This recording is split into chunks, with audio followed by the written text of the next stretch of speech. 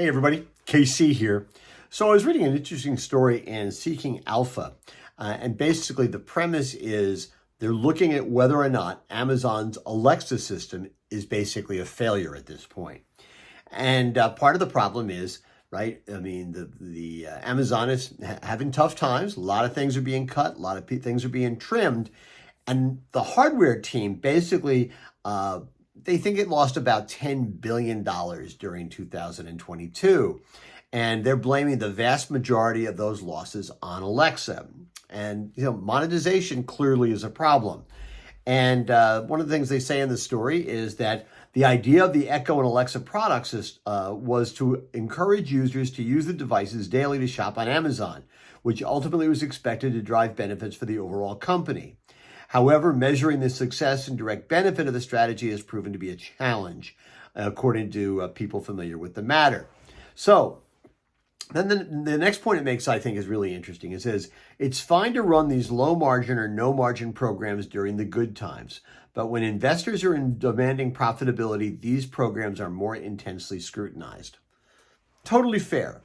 A couple of observations. I think it's totally true to suggest that probably most of us, or more of us than use our Alexa systems to ask what the weather is outside, ask what time it is, play music, all those sorts of things. Totally fair to observe that maybe it's not as much shopping as they would like. I've got them all over the house. It's rare that I use them for shopping, although sometimes they do remind me of things that I need to order, and I'll go ahead and order them.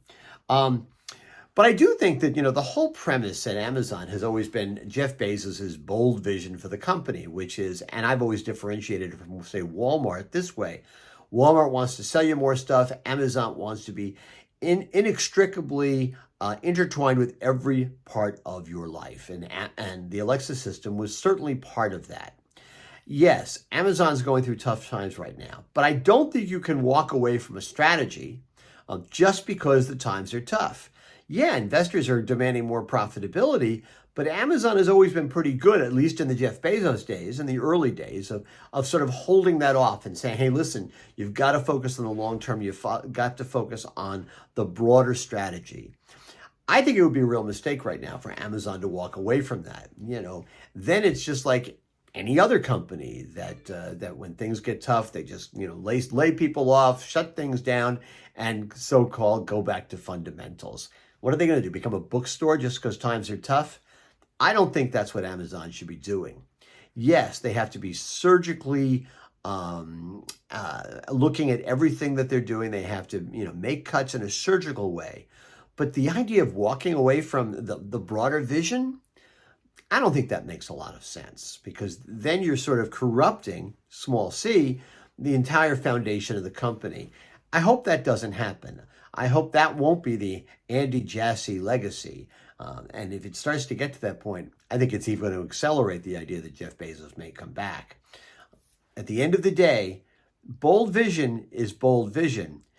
You can't have a limited vision if the entire premise of a company is we're going to do things that nobody else has done. We're going to go places where people haven't gone before, and we're going to do things that nobody expects us to do. To suddenly say, not so much, I don't know how you move forward from that. Anyway, that's what's on my mind this morning. And as always, I want to hear what's on your mind.